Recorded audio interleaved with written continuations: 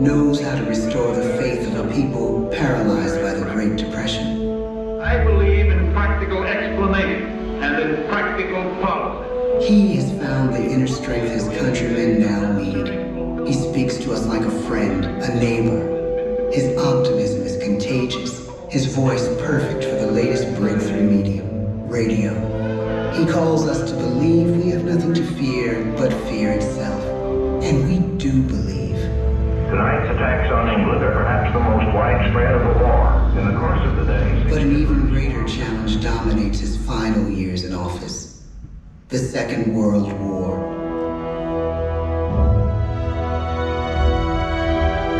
We must be the great arsenal of democracy. This is an emergency as serious as war itself. We stun the world with our production.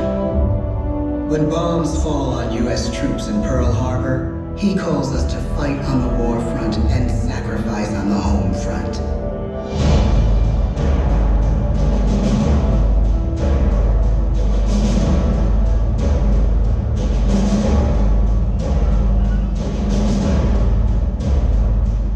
The harder the sacrifice, the more glorious the triumph.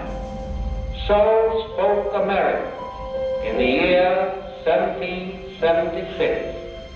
So speak Americans today. The world changes. The country changes. And yet, in one sense, what we need most from our presidents has never changed. A guiding vision that calls forth the best that America can be. Will outer space be developed for the benefit of all mankind? Or will it become another focus for the arms race? The choice is urgent, and it is ours to make. Ask not what your country can do for you, ask what you can do for your country. But really, it's all of us who must overcome the crippling legacy of bigotry and injustice. And we shall overcome. One of the agreements that President Sadat and Prime Minister Begin are signing tonight is entitled A Framework for Peace in the Middle East. Mr. Gorbachev, tear down this wall. You have lost too much, but you have certainly not lost America. I can hear you, the rest of the world hears you. Loving this country requires the willingness to speak out for what is right, to shake up the status quo. That's America. Our presidency is no longer just an idea. It is an idea with a proud history. Ladies and gentlemen, the presidents of the United States of America.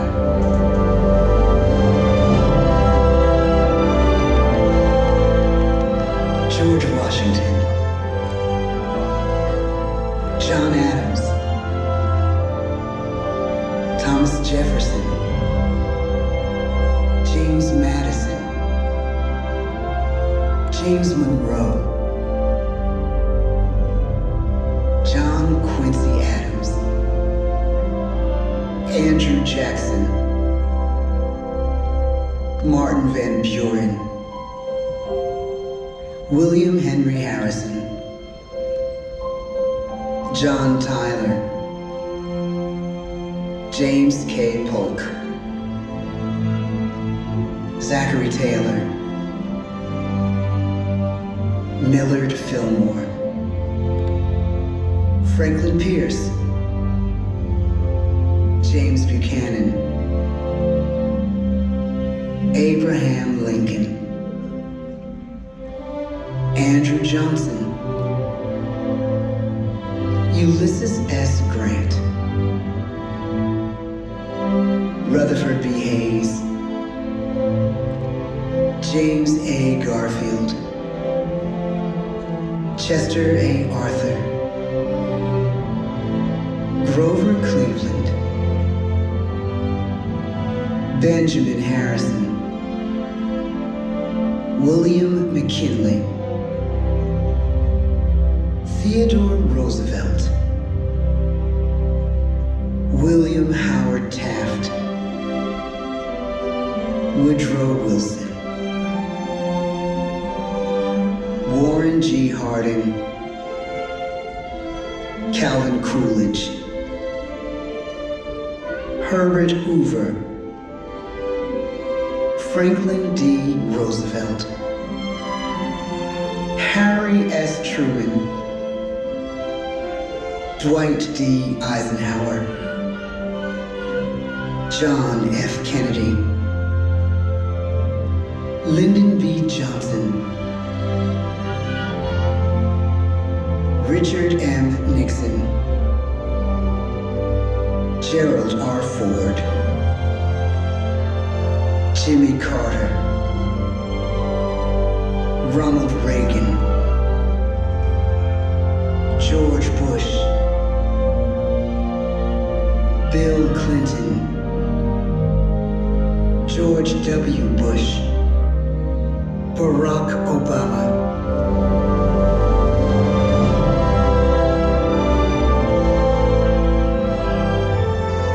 and now we come to the present. Once again, we place our trust in the idea of a president, as we have from the beginning. My fellow citizens, no event could have filled me with greater anxieties than that notification on the 14th day of April, 1789, that you had selected me to lead our nation. But it was with the confidence of my fellow citizens that I took an oath. 35 simple words that have been repeated by every American president throughout history. I, Donald John Trump, do solemnly swear that I will faithfully execute the office of President of the United States and will, to the best of my ability, preserve, protect, and defend the Constitution of the United States. So help me God. From the beginning, America has been a nation defined by its people. At our founding, it was the American people who rose up to defend our freedoms and win our independence. It is why our founders began our great Constitution with 3 very simple words: we the people.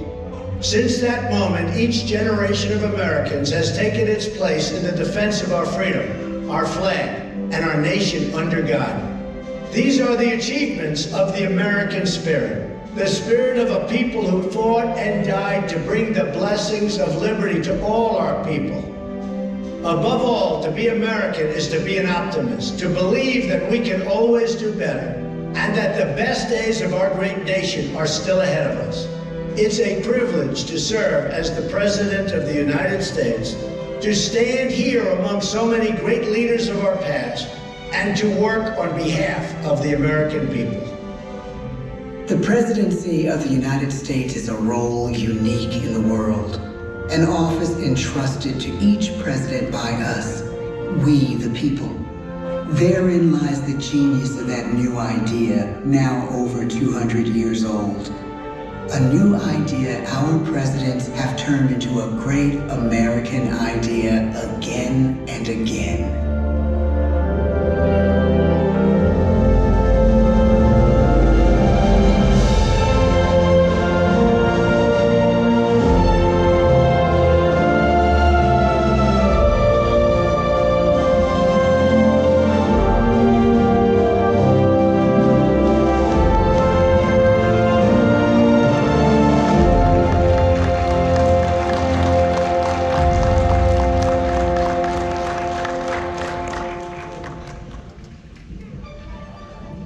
Thank you, ladies and gentlemen. That concludes our show. Make sure you gather all your personal belongings and you'll be exiting out to your right. We thank you for visiting us here at Hall of Presidents.